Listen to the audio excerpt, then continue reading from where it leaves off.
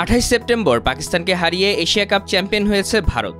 পুরো টুর্নামেন্টে ভারত পাকিস্তান ম্যাচে অধিনায়কদের হাত না মেলানো সহ ছিল নানা নাটকীয়তায় পরিপূর্ণ। সেটা আবার টেনে নেওয়া হয় পুরস্কার বিতরণী অনুষ্ঠানেও।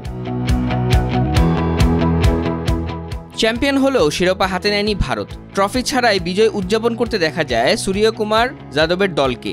এর কারণ হিসেবে ভারতীয় গণমাধ্যমগুলো বলছে, এশিয়ান ক্রিকেট কাউন্সিল সভাপতি মহসিন নকভির হাত থেকে শিরোপা নিতে অস্বীকৃতি জানায় ভারতীয় দল। মহসিন নকভি একই সাথে পাকিস্তান ক্রিকেট বোর্ডের চেয়ারম্যান এবং দেশটির স্বরাষ্ট্রমন্ত্রী। এদিকে ভারতীয় ক্রিকেটাররা নকভির হাত থেকে শিরোপা নিতে অস্বীকৃতি জানানোর পর তাদেরকে টুর্নামেন্ট সেরা ট্রফি কিংবা বিজয়ী দলের মেডেল হস্তান্তর করেনি এসিসি। এ ঘটনায় ভারতের ক্রিকেট নিয়ন্ত্রণ সংস্থা বিসিসিআইয়ের সচিব দেবজিৎ সাইকিয়া সংবাদ সংস্থা ANI-কে বলেন, আমরা সিদ্ধান্ত নিয়েছি এশিয়া কাপের ট্রফি এসিসির চেয়ারম্যানের কাছ থেকে নেব না, যিনি পাকিস্তানের প্রধান নেতাদের একজন। তবে এর মানে এই নয় যে ভদ্রলোক ট্রফি আর মেডেল নিয়ে চলে যাবেন। এটি খুবই দুর্ভাগ্যজনক এবং আমরা আশা করি ট্রফি ও মেডেল দ্রুত ভারতের কাছে ফেরত দেওয়া হবে।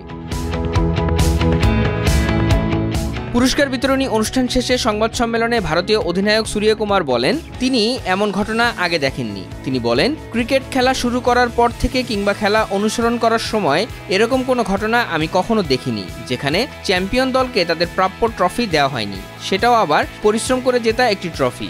আমাদের এটা প্রাপ্য, এর চেয়ে বেশি কিছু আমি বলতে চাই না। আমার মনে হয় কথাটা আমি যথেষ্ট স্পষ্ট করে দিয়েছি। তিনি আরও বলেন, যদি আপনারা আমাকে ট্রফির কথা বলেন, আমার কাছে আসল ট্রফি ড্রেসিং রুমে আমার সঙ্গে থাকা 14 জন সতীর্থ ও সাপোর্ট স্টাফ। এই এশিয়া কাপের যাত্রায় তারাই আসল ট্রফি।